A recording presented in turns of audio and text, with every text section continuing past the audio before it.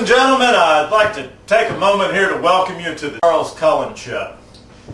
Now, out of, I guess, pushing 500 episodes now over 12 years, well, there's been all kinds of different things. You've had puppets, you've had dancing girls, you've had fantastic music, and all kinds of farm animals, and rattlesnakes, and pigs, and everything you can think of. And we've got our share of drinking on the show. Somehow we've got by with that. We found there was no rule really against it, so we just kept on drinking all through the years. Which brings us to the piece of information I want to deliver to you right now. One of the biggest hit shows that I ever had in this long-running series of fantastic, brilliant, well-educating the public television, the best one that we had the most response off was titled Grapes of Wrath. That was where me and a longtime friend and filmmaker Grant Plaskin sat down a few years back and we sampled such fine wines as Cisco, Longhorn, Wild Irish Rose, and Mad Dog 2020. And we basically just sat there and got trashed for an hour on television. Well, people, we're going to amp it up a little bit this time. To keep you happy, I have bought back my good buddy Grant Plaskin. Come on in, Grant. And he's now, the show was so successful last time, he bought himself a fur coat. But we're not going to be drinking the Cisco on this one, it's just backup. That's just what we're having here. We're going to be doing almost like a cooking show for you. I have a question. I got a question. What's the question, Grant? What are we doing in North Carolina? Well, I'm going to explain that in a few minutes. That's going to bring us to our point. Kind of a long drive. Yeah. What we're doing is we're going to make our own bum wine from scratch. We're going to show you how to see the whole fermentation process. Masher. And we're going to use real grapes. We're going to make red wine, so we bought red grapes. I don't know, can we get a type of that? Now, you people are going to have to be close to our age to remember this. Everclear grain alcohol. Back in the day, we used to mix this in with a Kool-Aid. What do we call that? There was a name for that. We called it a bad night. A bad night, yeah. Everclear. Now, Everclear is just pretty much, distilled from 100% selected grain. Caution. Can it get that close? Can you see the extremely flammable?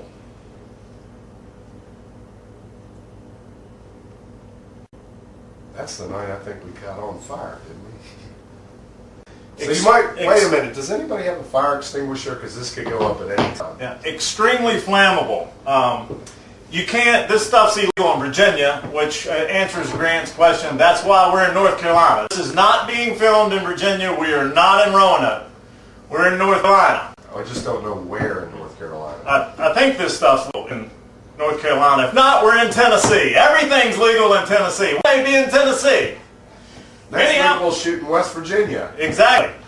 Well, let's get down to brass tacks. We're going to bring in a few little items. Like Grant's got the masher, but this is just to get the grapes that won't crush real good. Most of them we're going to stomp with our feet. And then I'm going to go through the process here in a second and show you exactly what we're going to do to make homemade wine. And the alcohol content of this will completely blow Cisco out of the water. We're going with the front runner today. We're not messing with these kind of low-end contenders. We're going with the Big Daddy today. And I think in North Carolina they call this a masher. Masher. Not just a masher, but a masher. There you go. Now, what's the duct tape for? Who are we tying up to? The duct tape is going to, you jump in the gun here, Grant. I'm going to go through all the tools of the tape. We're basically going to show you how to make the wine. We're going to go through the process of making the wine. We're going to have a little music. And then we're going to sit down at a nice dinner table with a very nice light. And we're going to have some dinner along with the homemade wine. And there's no better choice to have than Spam. Got our troops through World War II. Yeah, and we're going to tell you the ingredients of Spam later. So without further ado, let's get down to wine making. Absolutely. She lived with her mama on the seaside town, down by Hardy Road, till the trailer burned to the ground. Her mama loved Will Henson before the whiskey took his mind. Now they don't come around much anymore, most of the time. All right, people. Here we go with how to make your own homemade wine. And you don't have to wait for no fermentation process with this method. Grant's going to bring in each tool as I display it to you and show you what's going on. The first thing you're going to need is some type of a vat or a tub or a bowl that your feet can fit in to stomp the grapes. This is the original way wine was made over 100 years ago. Wine's been around for about 100 years, people. Right out of There you go.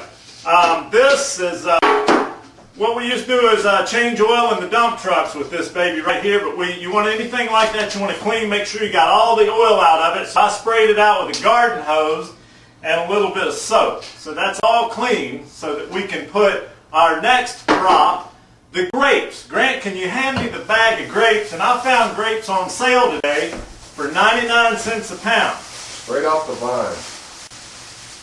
Look how fresh. Look at that. And these are from Chile. So technically, when we're done, and let's say we have some female company over later in the evening, I can tell them we're having a Chilean wine, a red Chilean wine.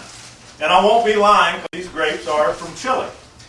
Now, when we got grapes and we got our pan, we're going to need a way to mash them. And we're going to do it two different ways. We're going to take our shoes off and our socks, and we want you. Health is a big issue here.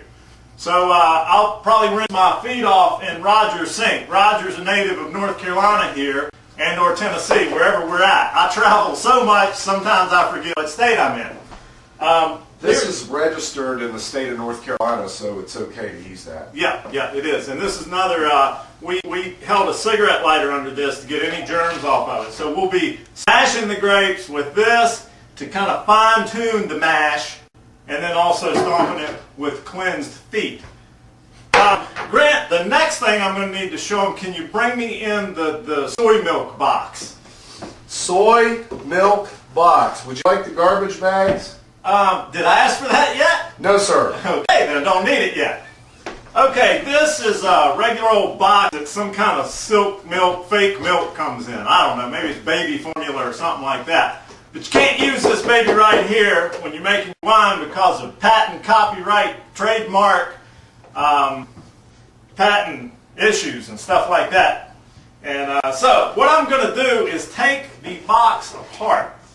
And you've seen box wine. Basically what we're doing here is making a high-grade box wine or a high-octane box wine. So let's take that apart. Here's your little trademark. Gone. We don't have to worry about your fake milk anymore. And we're going to rebuild the box with duct tape. Everybody knows what duct tape is. So I'll just seal that baby right down the middle. And then, now I need the garbage bag. We don't need that yet. Bring in the garbage bag. What we're going to do, we're going to have to draw our logo on the box before our trademark. Let me do this properly. There you go. Grant has bought in the garbage bag. If you've ever opened up a boxed wine, there's a silver bag in there. Almost like a bladder, us wine technicians call it. It has a little spout on it. And that's where the wine is down the box. So once we mash the grapes, we're going to put the garbage bag down in our box wine, and we're going to cut a hole here and pull the corner of the bag through and clip it. And that's our spout. And we'll pour our grape juice down in there, and then our Everclear grain alcohol. And then you can tie that off in case you want to save some for later. You can use a rubber band or a hose clamp or just some old tape. Doesn't matter. Grant, can you see the pantyhose? These were hanging on a neighbor's clothesline. We went over and we got these, and we'll be taking and putting the grapes down here and just twisting to get the fine juice out of it. And we'll also be stomping so we don't lose any. Roger, could we're by the way, we're in North Carolina. Roger's out. Roger, could you take the screen door off? We're going to take the door off. Or Roger's going to take the screen door off his house. And we're also going to mash some of the grates down through the screen. Here, come on through, Roger. Get your screwdriver and get to work on that door. Get your door. The only other thing that I'm a little appalled that you didn't bring in. Why am I near this Everclear without the fire extinguisher? You don't want to. This stuff is highly flammable, so you want to keep the fire extinguisher. Well, the state of North Carolina, when you're drinking Everclear, that says right here on the instructions, it tells you how to use it, but it says at the very bottom here that if you're drinking grain alcohol, this should be present. Why? Because flammable, highly flammable. Makes so always sense. keep that right here. Should be at the bar. There you go. I think we've been through all the tools. The only other thing I'll need to show them there is the Sharpie marker.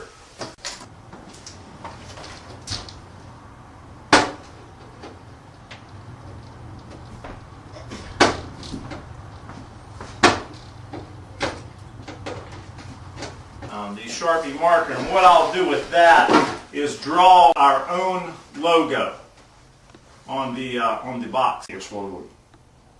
I'm going to use this one, and then we'll get some good close-ups of our logo actually going on there. Well, I paid to get in here, so there you go. X marks the spot. People, I'm going to step into the camera a little bit closer here just to get up close and personal before I show you our drawing of the logo on our boxed wine. Grant, I have to say that he came up with the idea for the name of our wine, and we're going to have it copyrighted, patented, and all that registered trademark stuff, because it's going to be a big hit. People are going to be making this everywhere, and we want our share for coming up with it. But I was laying in bed on New Year's Day and had remembered there was a bottle of Wild Irish Rose in the building up where I keep the chicken feed. And I got it out, and I put on the Doors album, and I wanted to make sure I heard the Break On Through to the Other Side and Roadhouse Blues. And there's a line in the song where Jim Morrison says, "I woke up this morning and got myself a beer." So that's what I did. New Year's Day, I had the beer and Wild Irish Rose, and I called Grant Plaskin. You got yourself a beer. There you go. And I said, "Grant, I'm laying in bed drinking Wild Irish Rose, listening to the Doors." And he said, "Drinking Wild Irish Rose?" He said, "Well, tomorrow you're going to be spending some time at the Crossroads." I was like, "Yeah, you're right." So that was a brilliant name for our wine. We're going to call it the Crossroads. Crossroads wine. And it'll just be a symbol of the crossroads. Yeah. Brilliant. Simply brilliant. Crossroads wine, people, because when you drink this stuff, you'll be spending some time at the Crossroads for about 2 days afterwards. Now let's get down to brass tacks and make some liquid crack here in North Carolina or Tennessee, wherever we are. Woo! She lived with her mama on the seaside town, down by Hardy Road, till the trailer burned to the ground. Her mama loved Will Henson before the whiskey took his mind. Basically now I am just drawing the logo. So you're seeing history in the making. Great logos on different products out there. Rarely do you get to see the artist actually making the logo, but you are today on Crossroads Wine.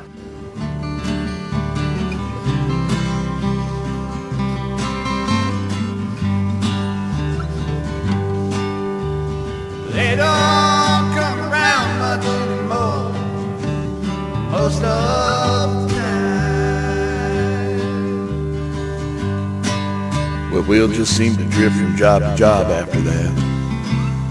Even worked for them Bass boys over in Vimy. One day he made a comment under his breath about Danny Bass's ponytail. Of course, Danny went upside his head with a 12-pound torque wrench. Pat just sent paperwork on over to the hospital. They don't come around anymore. Now I put kind of a little bit of a mountain scenery back here to give it some depth and let you know that that Crossroads is out in the middle of the desert somewhere. And then we'll just give it the actual name here.